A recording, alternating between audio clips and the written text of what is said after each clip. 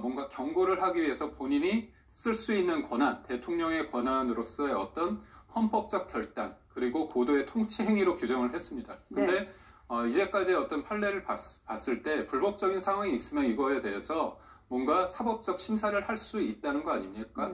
그런 측면에서 봤을 때 이제 검찰의 어떤 수사가 돼 있고, 무엇보다도 이 일련의 모든 계엄의 상황에 있을 때 선포는 대통령이 했지만 그거에 대해서 포고문을 작성을 하고 그걸 건의한 사람이 김용현 전 장관이기 때문에 그 사람의 어떤 공모를 통해서 나왔던 여러 가지 일들에 대해서 대통령과의 어떤 연관성, 그 부분은 부인하기 힘들다. 그렇기 때문에 우두머리로서의 어떤 대통령을 내란의 어떤 수배, 이렇게 적시를 한 상황이죠. 그리고 앞서 저희가 언급한 것처럼 첫 번째가 이게 과연 계엄을 선포할 수 있는 요건이었느냐의 부분이고, 두 번째는 헌재를 무력화하는, 헌법기관을 무력화했을 때 우리가 두 가지가 예를 드는데, 그게 이제 국회와 선관위 아닙니까? 그런 측면에 했을 때 검찰 조사를 통해서 그 다음에 또 공수처 조사를 통해서 나오는 일련의 상황들을 봤을 때는 분명히 물리적인 어떤 행동이 있었고, 이어서 어떤 체포조도 운영될 수 있었다. 그런 측면의 여러 가지를 봤을 때 이게 대통령으로 가는 데 있어서 내란의 정점인 대통령을 사실상 규정을 했다.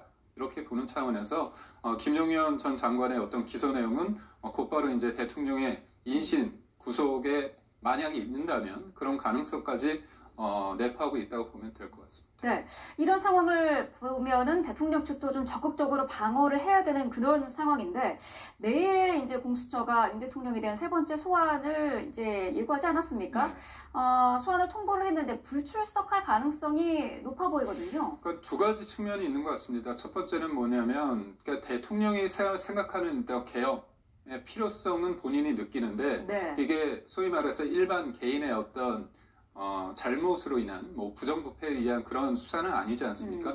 본인은 그렇게 생각하는 겁니다. 이거는 고도의 통치행위다. 그리고 이런 상황을 풀 수 있는 유일한 해법이다. 이렇게 규정을 했기 때문에 검찰이나 공수처 수사를 통해서 내가 만약에 한다면 질문을 하는 쪽과 답변하는 쪽에 있을 때 이른바 갑을관계가 있을 수밖에 없습니다. 질문을 하는 쪽에 주도권이 있겠죠. 그러다 보면 본인이 말하고자 하는 부분, 이게 불가피성과 절박성, 이런 부분에 대해서 얘기를 못 한다는 거죠. 그러니까 질문을 했을 때 단답형으로 얘기하다 보면 어떻게 보면 수사기관의 의도로서 본인의 어떤 입장이 왜곡될 수 있다, 그런 측면이 있는 것 같고요. 그래서 좀 부인하는 면이 있고, 반대로 헌재를 통해서 공적인 어떤 자리에서 내가 대등하게 나의 어떤 생각을 원하는 위치에서 할 수 있다. 사실상 이제 헌재라는 공간에서 저는 정치적인 어떤 투쟁을 할 예정으로 저는 보고 있습니다. 단순히 법적 다툼을 떠나서 이거는 본인이 고도의 정치적인 행위라고 봤기 때문에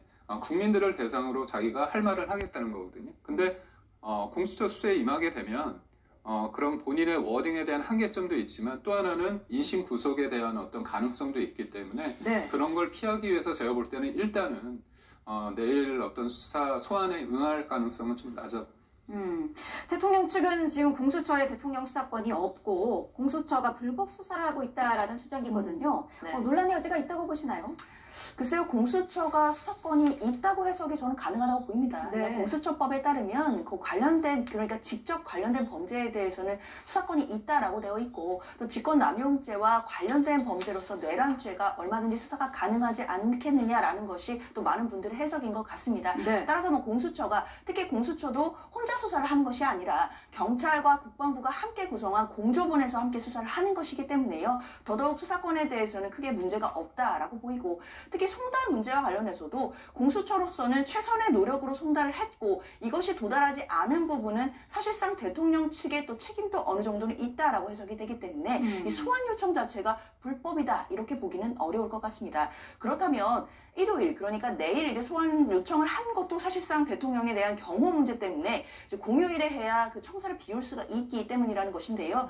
이 정도의 배려를 했음에도 3차 소환 요청에도 만약에 대통령 측에서 응하지 않는다라고 한다면 당연히 공수처로서는, 그리고 공조본으로서는 이제 강제 수사로 나아갈 수밖에 없다라고 결론을 내릴 것 같습니다. 만약에 3차 소환 이후에도 강제 수사로 나아가지 않는다라고 한다면 오히려 일반 국민들과의 형평성이라는 이야기가 나올 나올 수 있을 것 같거든요. 네. 일반 피고인의 경우에는 3차 소환 요청이 있었는데도 부당한 게 나오지 않는다라고 한다면 체포영장을 청구해서 신병을 확보하는 것이 일반적인 수순입니다.